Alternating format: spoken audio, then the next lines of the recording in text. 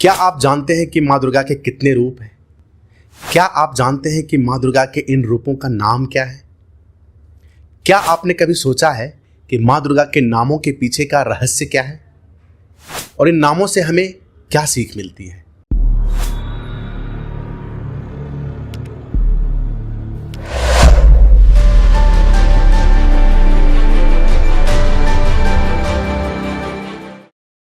नमस्कार दोस्तों, मैं आपका दोस्त रमेश कुमार और स्वागत है आपका हमारे चैनल फॉर्मेटिक्स पे, जहां हम बात करते हैं समाज के जुड़ी हर दिलचस्प और रोचक तथ्यों के बारे में। तो आइए शुरू करते हैं। दोस्तों, आज हम जानेंगे माँ दुर्गा के 9 दिव्य रूपों के बारे में।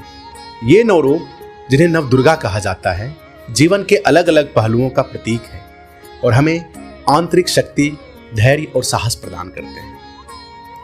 माँ दुर्गा के 9 रूपों में हमें मनुष्य जीवन के विषय में गूढ़ रहस्य जानने को मिलता है। दोस्तों, सनातन सभ्यता में जहाँ इस सृष्टि के उत्पत्ति के पीछे की जो शक्ति है, उसे स्त्री के रूप में देखा गया है। दुर्गा जी की उपासना का इतिहास हर युग में मिलता है, जो न केवल पुराणों में बल्कि हमारे ग्रंथ रामायण और महाभारत में भी माँ दुर्गा का उल्लेख मिलता है। वहीं अगर हम वेदों की बात करें तो ऋग्वेद, अथर्ववेद में भी माँ का उल्लेख किया गया है।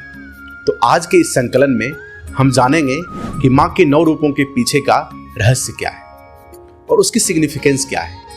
तो बिना किसी विलंब के आइए शुरू करते हैं। दोस्तों, सनातन धर्म में जब अवतार की बात करते हैं, यानी कि जब हम इनकारनेशन की बात करते हैं, तो सबसे पहले भगवान विष्णु जी के दशावतार की बात होती है। तो दूसरी तरफ माँ दुर्गा के 9 अवतार, जहाँ विष्णु जी के दशावतार मानवता के संपूर्ण विकास यानी इवोल्यूशन को दर्शाता है।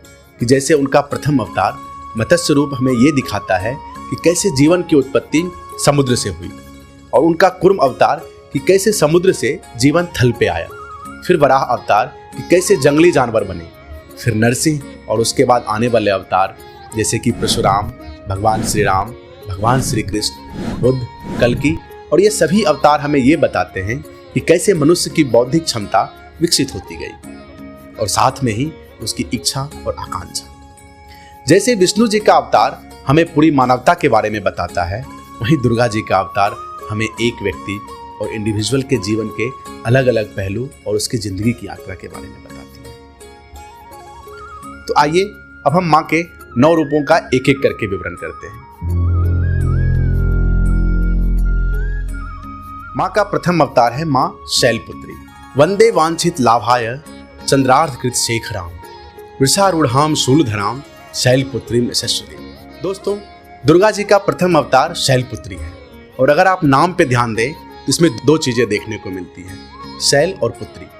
शैल का मतलब होता है पर्वत और पुत्री का मतलब होता है डॉटर। तो शैलपुत्री का मतलब हुआ डॉटर ऑफ माउंटेन। अगर हम माँ के इस अवतार की बात करें तो ये सबसे प्रिमिटिव फॉर्म है। जैसे कि जब कोई शिशु जन्म लेता है तो अपने नाम से नहीं जाना जाता है, अपने पिता या माँ के नाम से जाना जाता है। माँ के इस अवतार में उनका स्वयं का नाम नहीं है, वो भी अपने पिता के नाम से जानी जा रही है, शैलपुत्री। अगर आप माँ के स्वरूप को देखें तो माँ के इसमें 2 हाथ दिखाए गए हैं, जो माँ के 4 भुज और 10 भुज और 18 भुजाओं से भिन्न है। शैलपुत्री माँ के रूप का आधारभूत स्वरूप है, जिसका अभी अभी जन्म हुआ है, जिसमें एक हाथ में त्रिशूल है और दूसरे हाथ में कमल है। त्रिशूल जो है वह विध्वंस का प्रतीक है और कमल सौम्यता का प्रतीक है। जिस प्रकार से बच्चे में बहुत पोटेंशियल होते हैं कि बड़ा होकर क्या क्या करेगा, वैसे ही माँ शैलपुत्री में भी बहुत पोटेंशियल है कि जहाँ वह असुरों का मर्दन कर सकती है, त्रिशूल उठा सकती है, वहीं दूसरी हाथ में जो कमल है वो ये दर्शाता है कि माँ शांति, आनंद और धर्म की स्थापना भी कर सकती है। तो माँ का पहला रूप है शिशु रूप। माँ ब्रह्मचारिणी। दधानाम कर पद्माभ्याम क्षमाला कमंडलु देवी प्रसिद्धतु वै ब्रह्मचारिण्युत्तमा। दोस्तों, माँ का दूसरा अवतार ब्रह्मचारिणी का है। अगर इस अवतार की बात हम तुलना करें तो विद्यालय जाने वाले एक विद्यार्थी से कर सकते हैं। शिशु का अभी जन्म हुआ है तो शैलपुत्री अब वो विद्यालय जाने के लिए तैयार है और उसे अब अध्ययन करना है, कठिन अनुशासन से ब्रह्मचर्य का पालन करना है। इसीलिए इस अवतार को ब्रह्मचारिणी अवतार कहा गया है। अगर आप प्राचीन भारत में गुरुकुल परंपरा को देखें तो प्रथम 25 वर्ष जो होते थे विद्यार्थी की, वो बिल्कुल संयमी होता था और इन्हें ब्रह्मचर्य का पालन करना होता था, जिन्हें ब्रह्मचर्य आश्रम भी कहा गया है। अगर आप इस अवतार में माँ के स्वरूप को देखें तो माँ ने श्वेत वस्त्र धारण की हुई है और सफेद वस्त्र त्याग और तपस्या का प्रतीक है। ये इस बात को दर्शाता है कि कैसे एक उद्यमी विद्यार्थी को चंचलता से दूर जाना चाहिए और अपना सारा ध्यान एकाग्रता से अध्ययन में लगाना चाहिए। इसीलिए माँ सफेद वस्त्र धारण की है और अपने एक हाथ में कमंडल और दूसरे में माला ली हुई है। मतलब विद्यार्थी जीवन के जो प्रथम 25 वर्ष हैं वो त्याग और तपस्या का होना चाहिए। अपने आप को सांसारिक प्रपंचों से दूर रखना चाहिए और ऐसा हर विद्यार्थी को करना पड़ता है अगर उसे जीवन में सच में कुछ अच्छा करना है और आगे बढ़ना है तो। इसलिए माँ के इस रूप की तुलना आप विद्यालय में पढ़ने वाले, गुरुकुल में पढ़ने वाले उस विद्यार्थी से कर सकते हैं। यही माँ के ब्रह्मचारिणी रूप का दर्शन है। ये रूप हमें ये सिखाता है कि कठिन परिश्रम और दृढ़ संकल्प से जीवन में हर लक्ष्य को प्राप्त किया जा सकता है। माँ चंद्रघंट पिंडज प्रवरारूढ़ चंड कोपास्त्र कैर्युता प्रसादम तनुते मह्यम चंद्रघंटेति विश्रुता। माँ दुर्गा का तीसरा अवतार चंद्रघंटा है, जो कि माँ का सबसे संपन्न स्वरूप है। जहां पे आपने देखा कि कैसे शैलपुत्री में माँ के 2 हाथ ही थे, ब्रह्मचारिणी में भी 2 ही हाथ थे, वहीं यहाँ पे माँ के 10 हाथ हैं। कुछ हाथ शस्त्रों से सुशोभित हैं, वहीं कुछ हाथ में कमल, घंटा, कमंडल और पानी का कलश है। तो यहाँ पर माँ भक्ति और शक्ति से परिपूर्ण है। माँ का जो यह रूप हमें यह बतलाता है कि जब एक विद्यार्थी अपनी पढ़ाई पूरी कर लेता है और तैयार हो जाता है जीवन की अपॉर्चुनिटी को ग्रास्प करने के लिए, अब वह किसी भी तरह के संघर्ष के लिए तैयार है। तो माँ का ये स्वरूप उस विद्यार्थी का है जिसने अपनी पढ़ाई पूरी कर ली है। जैसे ब्रह्मचारिणी रूप में माँ ने तपस्या की, त्याग की और तब जाके उन्हें ज्ञान की प्राप्ति हुई है। और उसके बाद देखें कि माँ के मस्तक पे तीसरी आंख भी खुल गई है, जो इस बात का प्रतीक है कि माँ अब हर प्रकार की कठिनाइयों का सामना करने के लिए तैयार है। और अब अगर उनके रास्ते कोई भी विघ्न बाधा शत्रु बनकर आएगा तो उसका दमन भी करेगी और जरूरत पड़ेगी तो धर्म की स्थापना भी करेगी। तो जिस प्रकार से एक विद्यार्थी अपने जीवन के लिए तैयार हो जाता है और ढेर सारी स्किल्स को लेकर जीवन में आगे बढ़ता है, तो माँ का ये रूप उसी का प्रतीक है। माँ कुष्मांडा सुरा संपूर्ण कलशम रुधिरा लुप्तेम च दघानाम हस्त पद्माभ्याम कुष्मांडा सुदास्तु में। माँ का चौथा रूप कुष्मांडा है। दोस्तों, अगर आप ध्यान से माँ के नाम को पढ़ेंगे और संधि विच्छेद करेंगे तो आप जानेंगे कि कु मतलब छोटा, उष मतलब ऊर्जा और अंड मतलब अंडाकार। तो माँ का ये रूप कॉस्मिक एनर्जी का रूप है और ऐसा माना जाता है कि माँ ने इसी कॉस्मिक ऊर्जा से इस ब्रह्मांड की रचना की है। दोस्तों, अगर आज के संदर्भ में हम बात करें तो माँ के इस रूप की तुलना हम एक गर्भवती महिला से कर सकते हैं। जिस प्रकार माँ ने इस सृष्टि की रचना की है, उसी प्रकार एक गर्भवती स्त्री अपने गर्भ में एक नए जीवन की रचना करती है। अगर आप माँ के स्वरूप को देखें तो माँ अपने हाथ में एक मटका ली हुई है और ऐसा माना जाता है कि उसमें शहद या फिर अमृत होता है। अगर आप अध्ययन करें तो आपको पता चलेगा कि हमारे पौराणिक कथाओं में मटके को गर्भ का प्रतीक माना गया है। बहुत सारे कथाओं में आपको सुनने को मिलेगा कि मटके से शिशु का जन्म हो रहा है। तो सिंबॉलिक रूप से मटका गर्भ का प्रतीक है और इस रूप में माँ अपने हाथ में मटका लिए एक शक्तिशाली गर्भवती स्त्री का स्वास्थ्य और शक्ति का संचार करते हुए एक नए जीवन को उपजाने वाली है।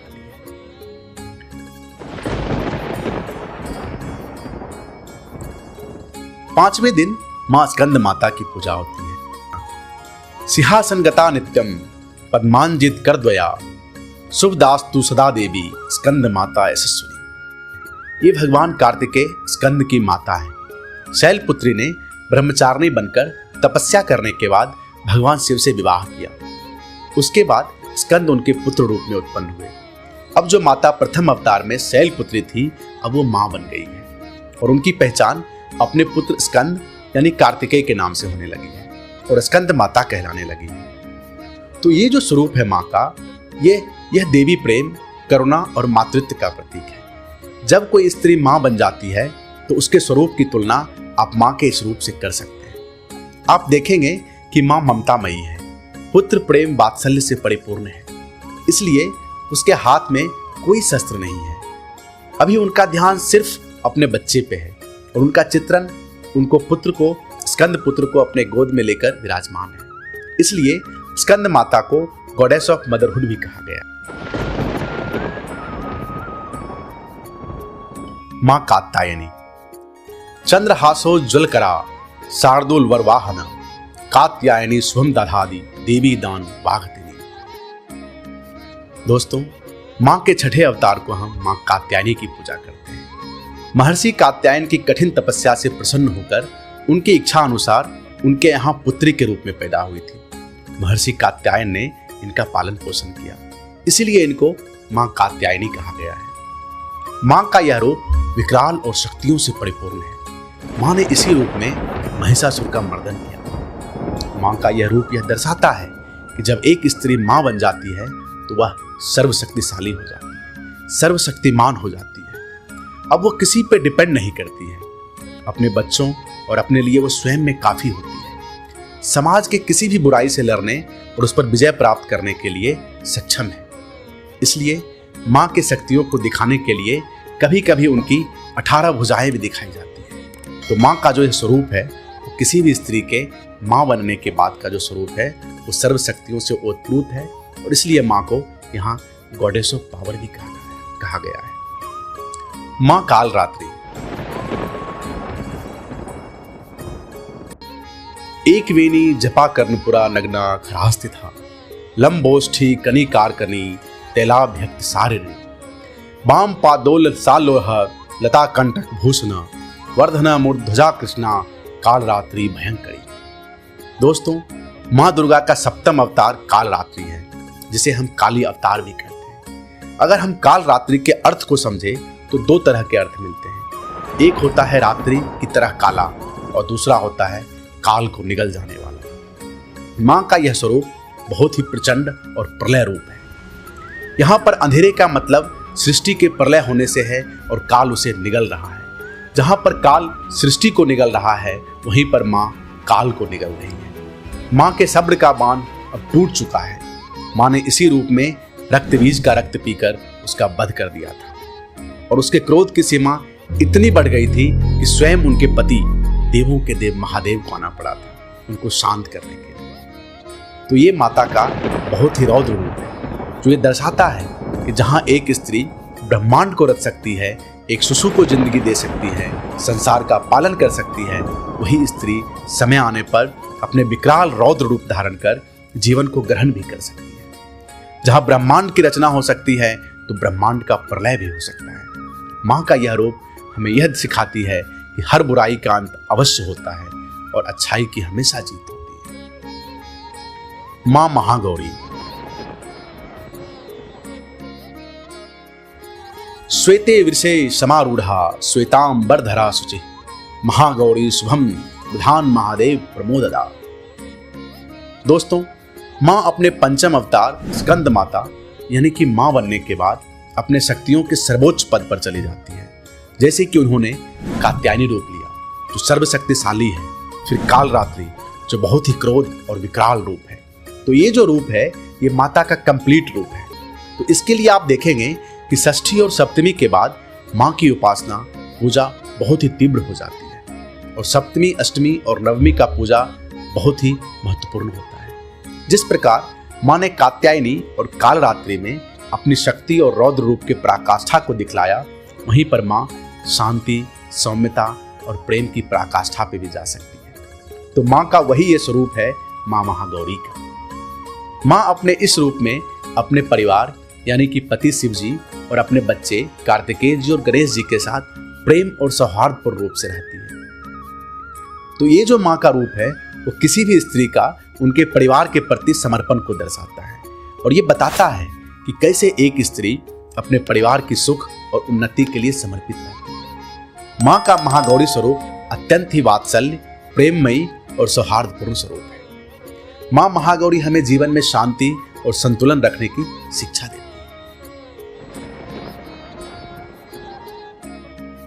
मां सिद्धिदात्री।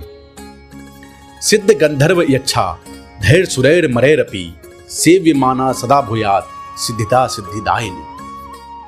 दोस्तों, अब हम मां के अंतिम अवतार नवम अवतार के बारे में जानते हैं। मां का ये रूप सिद्धिदात्री, नवमी और अंतिम दिन मां सिद्धिदात्री की पूजा होती है। मां के इस रूप की तुलना उस स्त्री से कर सकते हैं जिसे जीवन के सभी अनुभवों का ज्ञान हो चुका है और वो अपने आप में अब परिपूर्ण है। मां सिद्धिदात्री सभी प्रकार की सिद्धियों और शक्तियों की दाता है। वो अपनी इस सिद्धि का उपयोग कर आने वाले हर पीढ़ियों को धर्म के मार्ग पर प्रशस्त करेगी। मतलब मां ने इस रूप में ब्रह्मांड की हर ज्ञान को जान लिया है, हर रहस्य को समझ लिया है और अब उनके लिए कुछ भी असंभव नहीं है। अगर उनके भक्त उनसे कुछ भी मांगे, चाहे लौकिक या परलौकिक, मां सारी इच्छाओं को पूर्ण करने में समर्थ है। जैसे हमारे दादी और नानी होती है, वो अपने नाती पोतों के लिए किसी भी हद तक जाकर कुछ भी कर सकती है, इसी प्रकार से मां का यह स्वरूप है। इनकी कृपा से सभी इच्छाओं की पूर्ति होती है। यह देवी हमें सिखाती है कि आत्मज्ञान और मोक्ष ही जीवन का अंतिम लक्ष्य है। ये मां दुर्गा का अंतिम, पूर्ण, अनंत और दयावान स्वरूप है। मां दुर्गा के ये 9 रूप हमें जीवन में संतुलन, शक्ति, धैर्य, साहस और सच्चाई के मार्ग पर चलने की प्रेरणा देते हैं। तो दोस्तों, मैं आशा करता हूं कि मां दुर्गा के 9 अवतारों का हमारे जीवन के विभिन्न पड़ावों के संदर्भ में क्या अर्थ है, आपको अच्छे से समझ में आया होगा। अगर आपको हमारी यह छोटी सी कोशिश पसंद आई हो तो चैनल को सब्सक्राइब जरूर करें, अपने दोस्तों, रिश्तेदारों और परिवारों के बीच जरूर साझा करें। दोस्तों, अब मैं इस वीडियो और विषय दोनों को यही दूंगा आराम और मैं मिलूंगा एक नए विषय के साथ एक नए वीडियो में। तब तक के लिए जय श्री राम, जय माता दी।